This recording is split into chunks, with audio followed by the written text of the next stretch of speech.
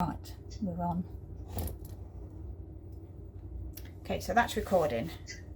So I'll just mute you guys just for a minute.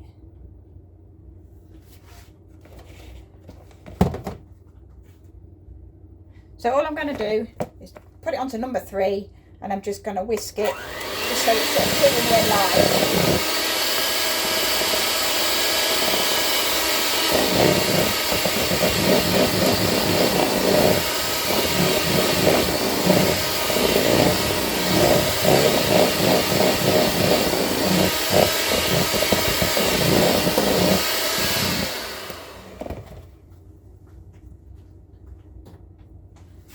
Right, so because I've done it a little bit earlier, that's pretty much ready. So when we add our icing sugar, just add it in sort of about 3 or 4 batches, just so you don't, by the time you've put it in and then you've got a cloud of icing sugar and you can't see a thing, or it's all around my kitchen. So I'm just going to put a few spoons in and then put it on low to start with, and then it won't, hopefully, be all around my kitchen. So I'm just going to pop it on low. You will get some cloud from it. And then what, excuse me, what I'm going to do is I'm going to start in one place like I did with the mixing, as opposed to doing all of that and then the whole sugar's just going poof. If you just contain it in one little area and then gently bring it all in together, and then we'll add a little bit more. So just in one area, on low, and then gently bring more in. You are going to get some ice and sugar about, but I find this way, if you just contain it into one area and then gently bringing the rest in, it's not a whole cloud of it.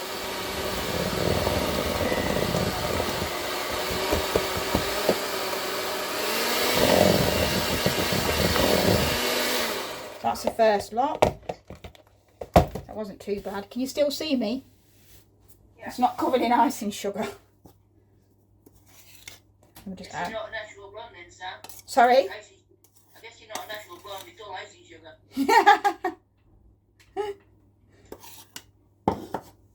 It gets everywhere in your kitchen though, doesn't it? Right, that's the second lot. I'm going to do the same again. Just on low in one area. Try and gently blend it, and then just gently incorporating some from the edges, just so we've not got a huge cloud of icing sugar. Unfortunately, it's one of them, depends if you're gonna use a hand, a static mixer. You could use that, and then what I tend to do is put a tea towel over there, and that will stop a cloud of your icing sugar going everywhere. So if it's a static one, put a drape a tea towel over it. You could do the same here with a tea towel or a tissue, but obviously I wanted you to see what was going on, so I left it open. Sam, yeah? I have a gadget. Oh, yeah? On top of your bowl, and it's got... Oh! Beautiful. Yeah, one of those. Yeah, you put your actual mixing bit through. Okay. Well, maybe I need to buy myself a gadget. Only a couple of quid. Okay. Thank you both. I'll be on Amazon after this then, instead of getting it, because I've literally got it over my phone, over the camera. It's everywhere at the minute. So I'll have to invest in one of those. Thank you.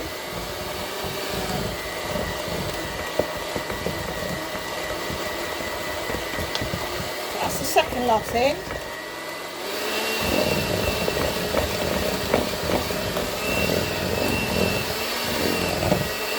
I just turned it up a little bit faster, and now we'll put the last lot in.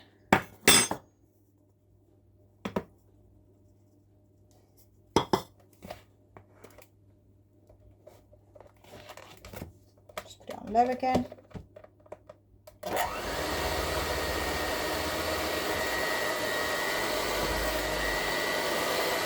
And then we'll incorporate this.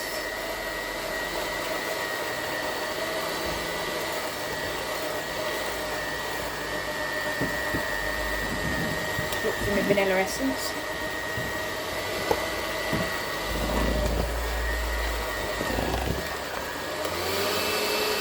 Put it up to number 2 just to get it on.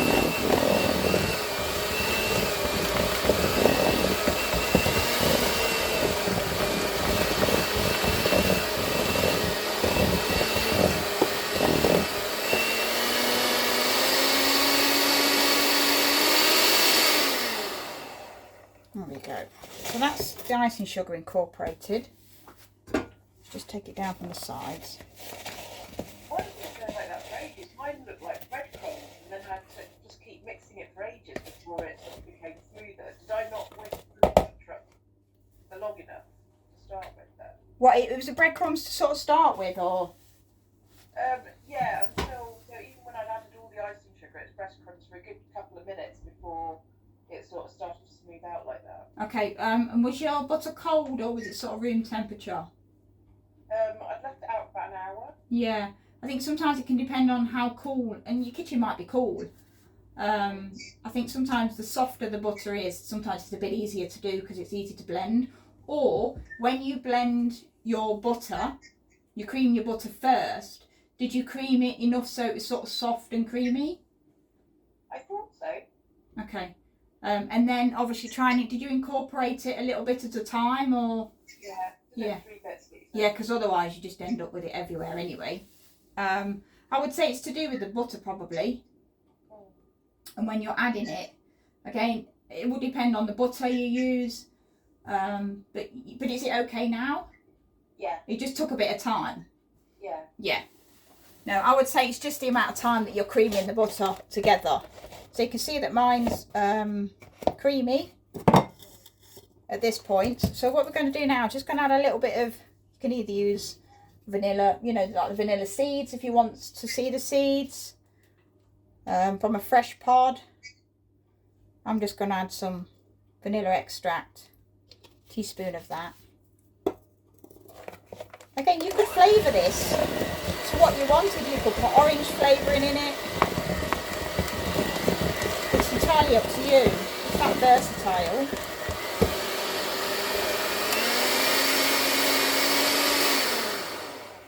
Okay, so once we incorporate the cream cheese, so make sure you bring it all down so it's all in the centre, so it's not all at the top to start with.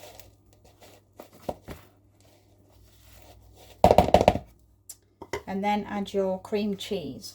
So when you add your cream cheese, only do it until it's mixed. Don't over whip it. Don't put it on number 3. Just put it gently on number 1. Therefore it'll incorporate, because the more you whip it, the cream cheese in, sometimes the looser it will get. And obviously you don't want it too loose because you don't want it running off your cake. So I'm just going to put it onto number 1. Just to gently incorporate it. And once it's incorporated, that's it, you're done. So that's literally it. I'm not going to do it anymore because, as you can see, the consistency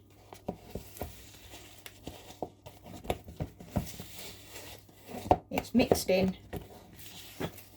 Because the more, like I said, the more you whip it, the more it's going to get looser, and we want it quite firm.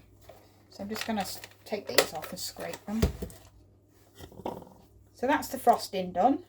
So once my cake's cooled, I can then top it. Okay, let's clear away this. For a minute.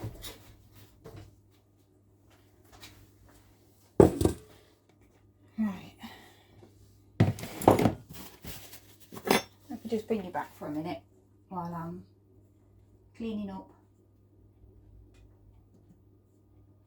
my cloud of icing sugar. Okay, has anybody got any questions as far as the frosting goes? Is that all quite straightforward with that? Yeah? Alright, so what I'll do now then is I'll just wipe up my mess of icing sugar, and then I can show you the techniques of the chocolate, and then you can go off and do your frosting and sort of melt your chocolate at the same time. So when you go off, if you haven't already, are your cakes okay? Just thinking about it. Is everybody's cake still in? Okay, that's all right then. In or out, that's good.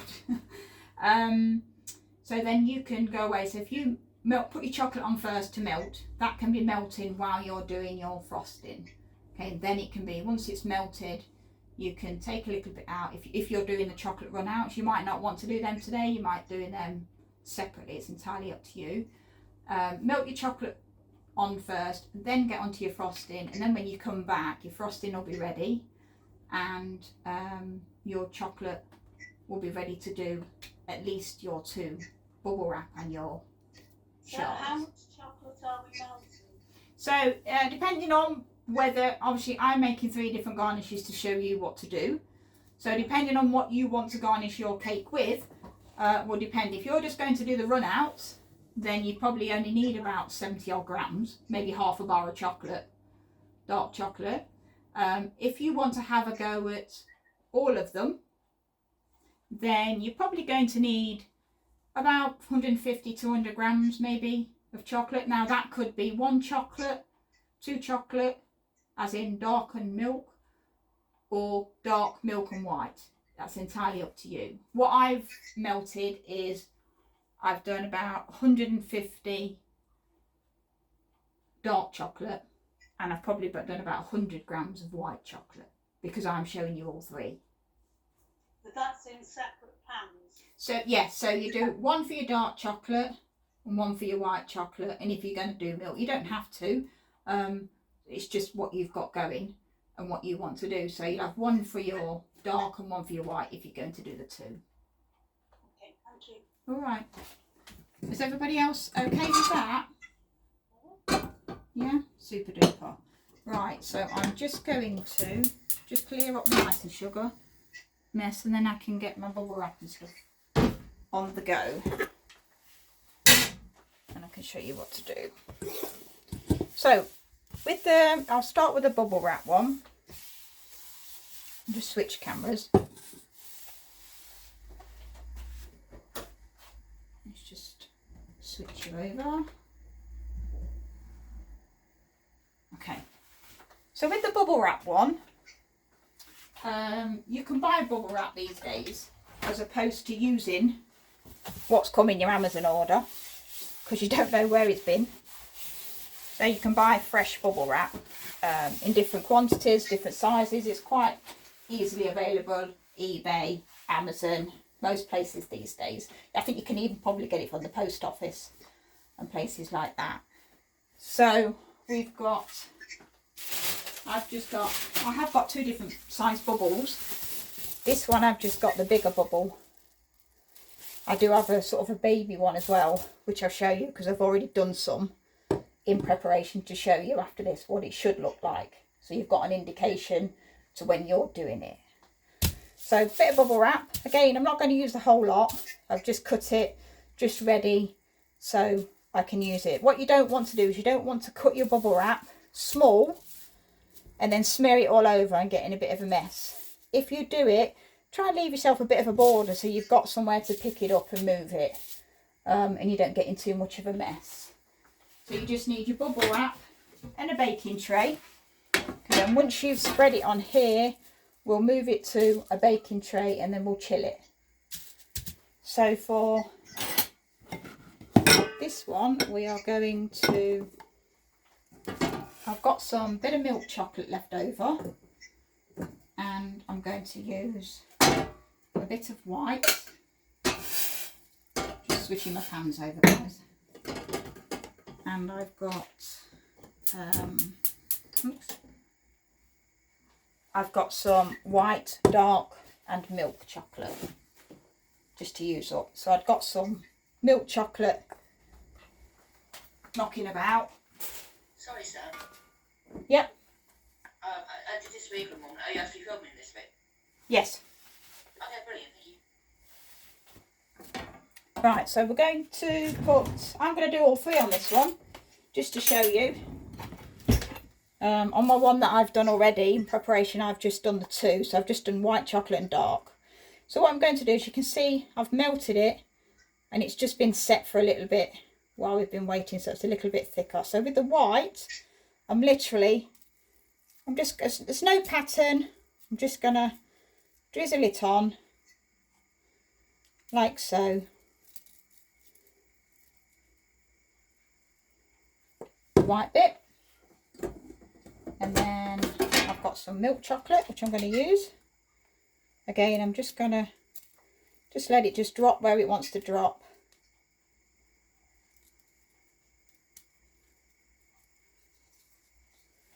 And then I've got some dark.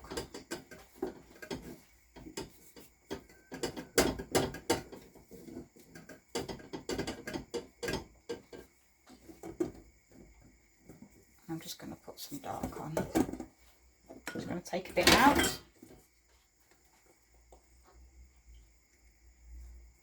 Just for my runouts. Show you in a bit.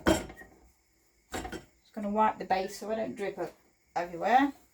So just be mindful, always wipe the base of your bowl so you're not trickling water all over this bit as well. Does each one have to set before you put the next one on? No, I don't. I just put it on and then I'm going to smear it, and then you'll see underneath that you can see the markings, and I can show you that with the ones that I've already done as well.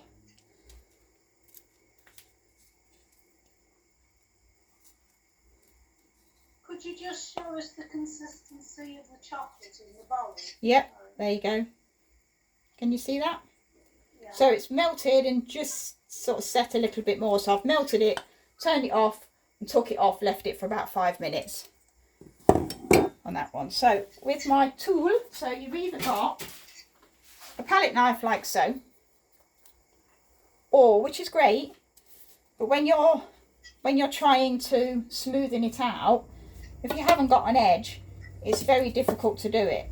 Whereas if you've got an angled palette knife, you may have one, you may have seen them, it's like an L shape.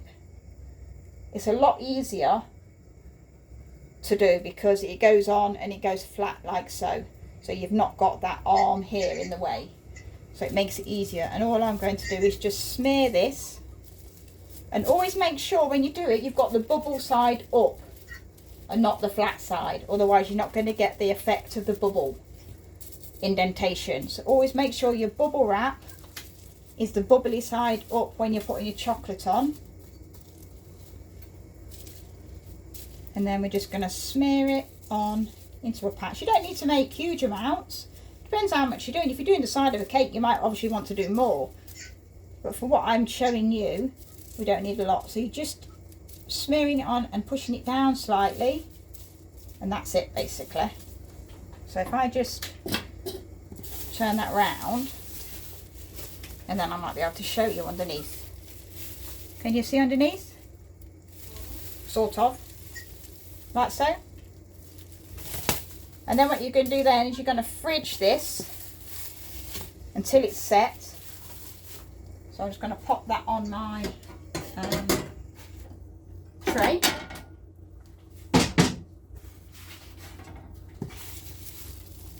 And then I'm going to pop that into the fridge in a minute. For that one to... Sorry, bigger. If you've got it all in the fridge, can you go in the freezer for a couple of minutes? If what, sorry? If you have no room in the fridge because you made too many samosas, can you put it in the freezer for a couple of minutes? Yeah, you could try and put it in the freezer for, yeah, just don't leave it too long. And then it's just to chill it off, really. I mean, it will set in your kitchen. But, you know, depending on how... Let me just bring you back while I'm talking. Depending on how warm your kitchen is. Mine's quite cool at the minute because I've got the window open. So it will set to a point, but what you want is it to be hard, for you to be able to snap it or cut it into the shape that you want it. If it's sort of semi-hard, it'll just sort of bend, whereas you want to be able to snap it into a shape that you need. Alright. If you were going to use that as a collar, would you not set it? What you do at this point then, Simona, is at this point, like you did before, you drizzled it on, So you've got it at this point, then at this point, Yeah. you'd wrap it around. Okay. So it's still wet. So you'd wrap it around wet, put it into the fridge, and then when you take it off, you'll peel it off, and then you've got your bubble wrap collar. And does it peel as easily off the bubble wrap as it does Yeah. from...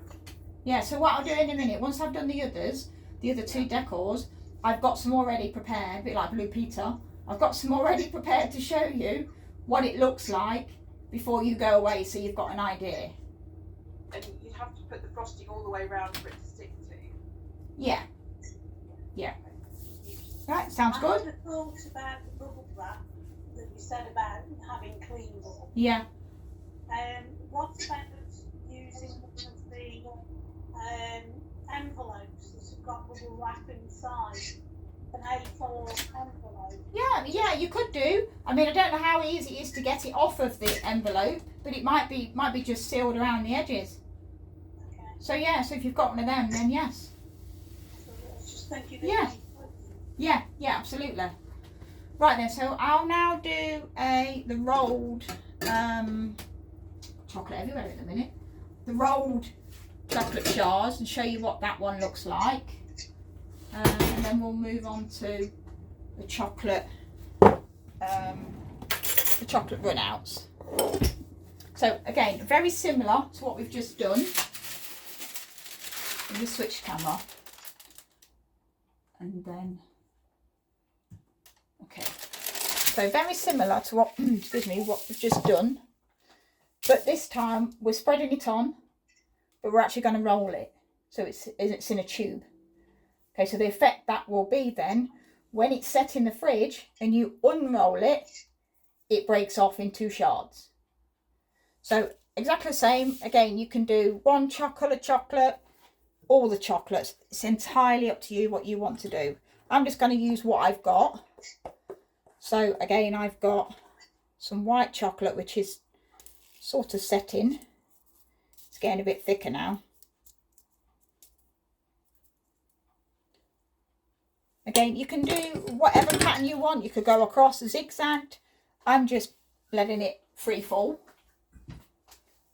And I'm going to use some Milk Up because I've got it. And again, the quantity that you make will depend on what you're using it for. If you're going to use it for the side of a cake, you're going to need a little bit more, obviously, because you want to cover the whole side of the cake. So just be mindful on what you're doing with it as to the quantity that you need to melt. You potentially might need, you'll need to do it obviously in stages. If you're going to cover a cake, you might need to do a few of these. You might need to do 4 or 5 rolls to get enough shards to be able to stack around the outside of the cake. So Sam, in theory, Yeah. if you're very clever, like you are, the base layer, you could put a name in mirror writing, couldn't you? Yeah, absolutely. Yeah, you could use, different colours as well. With your white chocolate, it's Christmassy. You might want to colour your white chocolate green or red and use it that way. But if you do that, my suggestion is you might use something like the Dr. Oetker colour in the tubes, simply because if you use, the liquidy colouring, it can react a bit much because it's more liquidy with the chocolate. Whereas I found when I'm using the Dr. Oetker, it just colours my chocolate and it's okay. It's enough. So I'm just going to smear that over. I'm just going to use my flat palette knife again and smear it like we did before. You don't want this one too thick. Depending on if you want thick shards, then great. If you want them a bit more thick and a bit more stable, if they're going on the outside of a cake, then you might want to do this a little bit thicker. You might want, sort of thin ones, so it's more intricate. So it's literally just smearing it over like so. And then what we're going to do is we're going to roll it. So you literally get the edge. Can you all see that clear? Just pull it up a bit more so you can see that. So you start with rolling it over like so. And then just roll your chocolate. And you can see the pattern in it. That's where the marble bit is.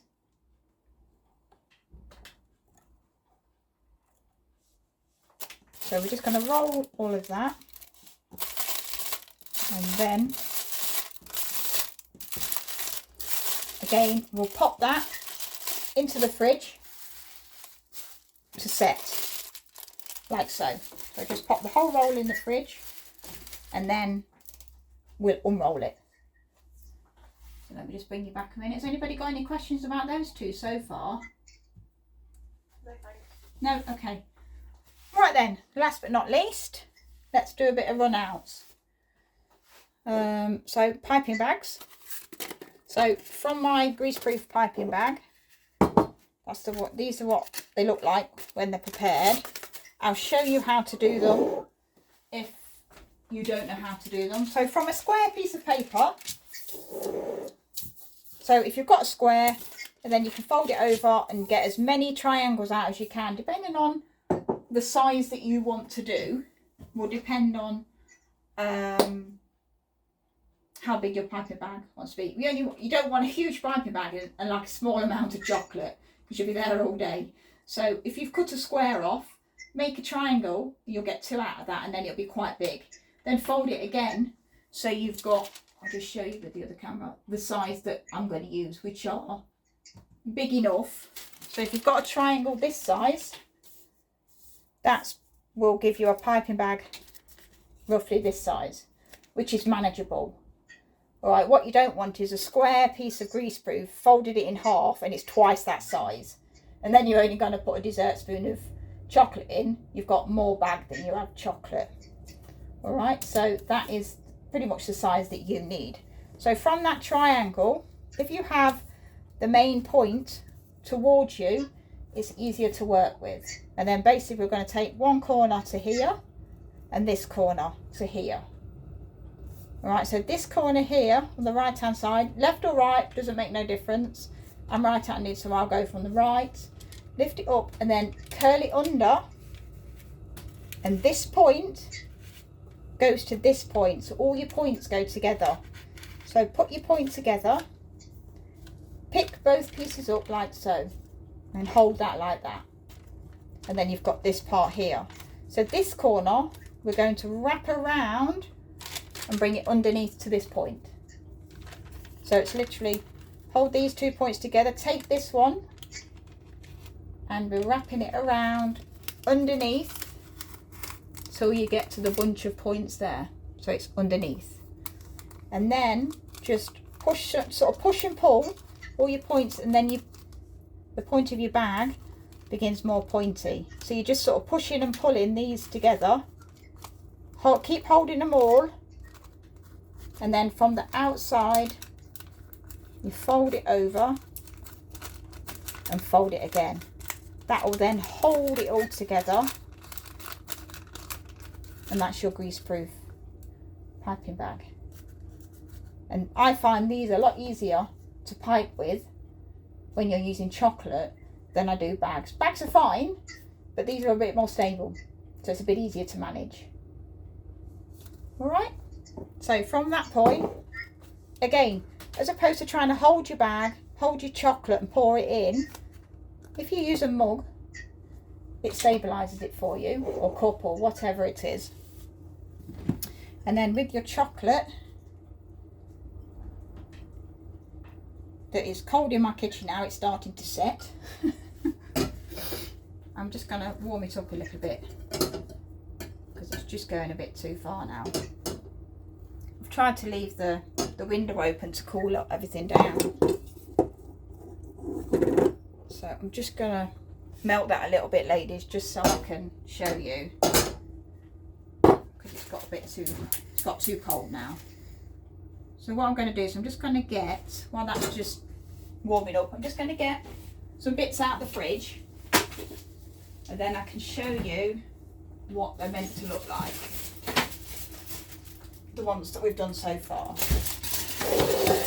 So we've got chocolate shards. So this has been wrapped up like the other one, and all I'm going to do, I'm going to undo it. So the only reason I had foil on is because I did it at work to get it home. So as you do, you just pull it open and unroll it. And as you unroll, you'll see the shards. Let me just get you a closer. Is that better? You'll see that the shards are falling off. So you're literally just, and you're breaking it basically. So you're pulling the greaseproof like so. This one's been in the fridge quite a while, so it's quite hard. So as you can see, this one's ripping a bit, unfortunately. So you can see, and if I turn them over, that's where you can see, that's how they break off. Now I would have left that out a little bit longer before I unrolled it, just to warm up a bit, because it's so cold. What it's done, it's ripped my greaseproof. But obviously the next one won't be as cold because it's been in there a few days. So I'd take it out and just warm it up a little bit, and then your greaseproof shouldn't break then. So that's how your rolled shards will be, if that's what you're making today. And then you can use them at an angle on the cake or around the cake. So let's move that one to one side, and I'll rip it a bit more. A bubble wrap. So like I said, I've got two different sizes. I've got this wee baby one. You can see it's a lot smaller bubbles, and you can see underneath the marbled effect. And again, all you're doing, you can either take it off and just peel it. So you can see how easy it is to peel off, like so. Just check on that. That's it, done. So we're just going to peel that off.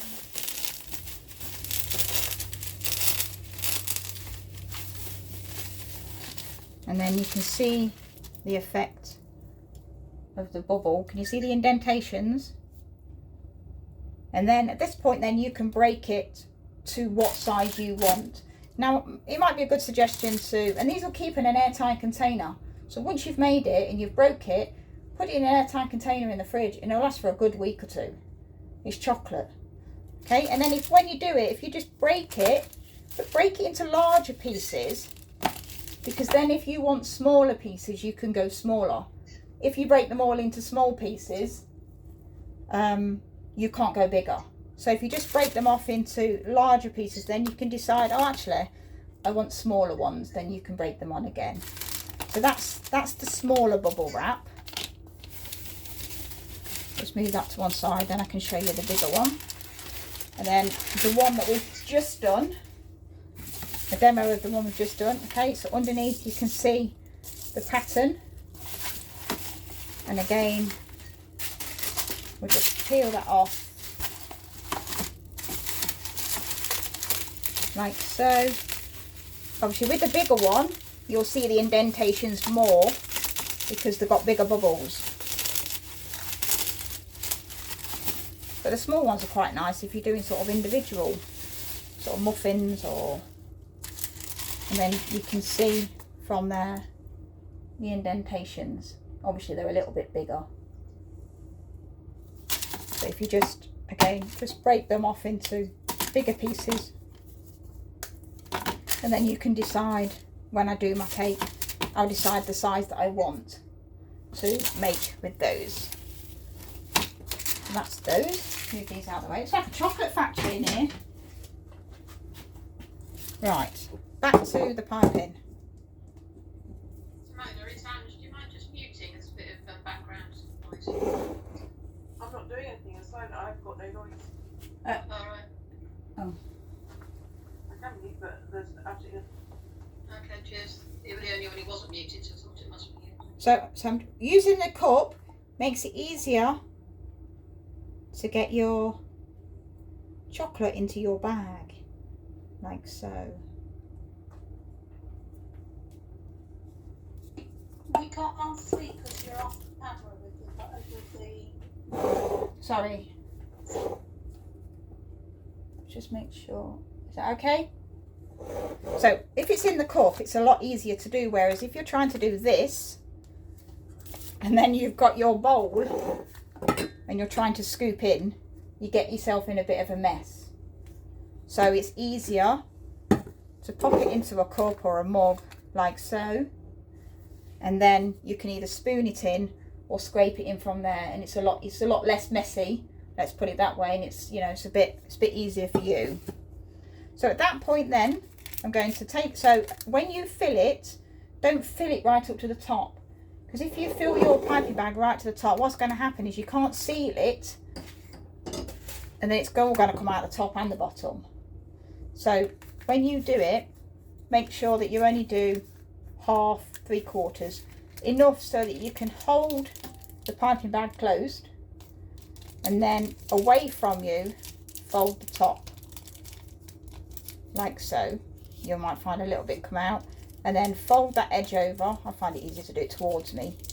Fold it over, fold it again, and then it's all contained in there. I've not cut the end yet, so nothing will be coming out the other end just yet, okay, until I'm ready for it. So that's ready until I cut the end, ready to pipe. Now you can either use, just get my template. The template that I've shown you is Christmas trees. Might be a bit faded, I think mine might not be as dark as yours. So you can either use on here greaseproof paper, or it's actually easier, you know the little wallets, the wallets that you put your paperwork in for folders, whereas it's a bit easier. So if you pop it in one of those, you can actually see your template clearer, as opposed to using, let me just rip a bit of greaseproof off, as opposed to using greaseproof. You can see it, but it's actually clearer through that. So if you've got them, use them. If you haven't, just use greaseproof. But I just, you know, the difference is it's a lot clearer. So I'm just going to pull the camera down so it's, can you see that okay, or is it too shiny? How's that? It's fine. Okay, great. Right, so I've got my template ready, my chocolate's ready, and now I'm going to snip the end. If I can find my scissors. And literally what you want is, you don't want huge piece cutting off, you only want a small bit cutting off, maybe a mil or two, 1 millimeter or two, simply because they're quite intricate trees. So if it's too big a hole here, it's just going to merge into one. Right, again, don't be hard on yourself if they don't look like they look on here. It could be the first time that you've done them. All right, so just be proud that whatever you get out is amazing. So I'm literally going to cut the end off like so, and then if I just start just to pipe a little bit out here, just so you can see the sort of thickness of it. So that's sort of the thickness of the end. So literally 1 millimeter is all you need to snip off the end. Now when you're holding a piping bag, one of these, the pressure is, right or left-handed, is in the one hand that you're holding the bag with. So in this case I'm right-handed, so the pressure is from this hand. This hand is just a guide. Your other hand is just a guide. You don't need to squeeze on the piping bag. That is just purely just to guide you around your template. So you just, a small amount of pressure from this end of the piping bag oozes the chocolate out for you to be able to angle it. Now when you angle your chocolate, don't hold your tip right close. I'll just do a demo here. Don't hold it right on the paper, because what you do is you're going to smudge it like so. What you need to do is hold it slightly higher and then allow the chocolate to drop. You're guiding it wherever you want it to go.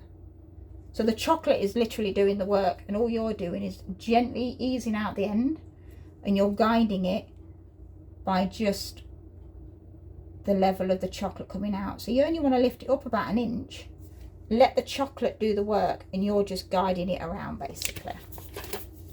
So let's start with the first one.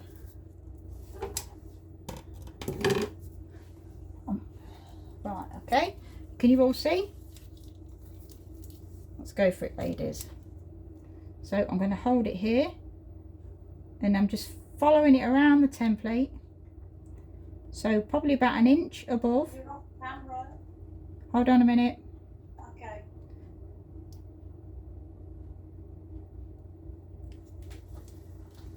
Oh, slightly off, sorry. It's because I chose the end one, wasn't it? Let me go for the higher one up here. Can you see this one okay? Yeah, fine. Yeah, okay. So again, about 1 inch high. And just allow the chocolate to drop. I'm hardly squeezing the top of my bag. And it's just, the chocolate is literally just oozing out. And I am just guiding it as to where I want it to go. So if I didn't, and I just, let me just do one. If I just squeezed and did it really low here, this is what's going to happen. If I squeeze really hard and I'm really low, you get sort of a smudged effect. Whereas if you hold it higher, and then each time your chocolate moves down, fold the end over, just so the pressure's already there without you actually really pressing it a lot. So I'm going to do this one here. And again, hold it up and just let your chocolate do the work. And my left hand is not doing anything, it's just guiding my right hand, like so. Sam, it's Angela. When you did it last time, you said the chocolate shapes had to sort of keep touching each other, so there was a strength in the shape when you picked it up. Yeah. Does it not matter so much with the Christmas tree? This one's not too bad, to be fair. I've got some already done, so I'll show you the ones that have come out like. It might be an idea. You can see here on this, although they're not touching on the pattern, they are touching on my tree. Yeah. Because I think the thinner you go, the more brittle they'll be. Yeah.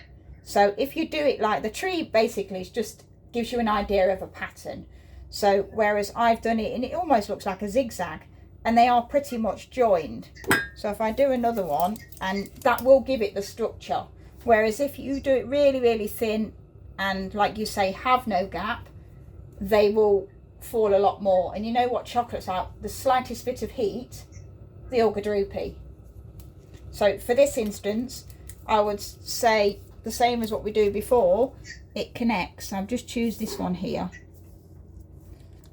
So as you do it, just cleaning my bag. Is there a reason you're going bottom to top? Because logically it seems like you're more likely to smudge. Yeah, I find personally from the pattern, I find it actually easier going from bottom to top as opposed to top. You might find it different. I'll do one from the top to bottom. But I find, look, following the pattern harder for some reason, following it from there, it seems to have a natural flow for me. Just make sure you can see it, and I've got it in the camera shot, from bottom to top. Because I think, because when you get to the top, it intertwines a bit, so I find it easier. Go from here, and then you will find the chocolate, and it's good that it's connecting, because it will give it that extra stability. The pattern is just a guide on the shape for you for a Christmas tree. So that's... Could you do white chocolate and add green colour in? Absolutely, yeah. I did some, when I was at school the other day, I did some white ones, and I put some, I bought some stars. They do white chocolate stars, they do silver stars, and do sprinkles, and I put sprinkles on as well. Or, like you say, you could dip a bit of chalk green on there. So just to jazz it up a bit. So yeah, absolutely, Rachel, no problem. So that's that. I'll just get the ones out that I've done, and then you guys can go off and do your frosting.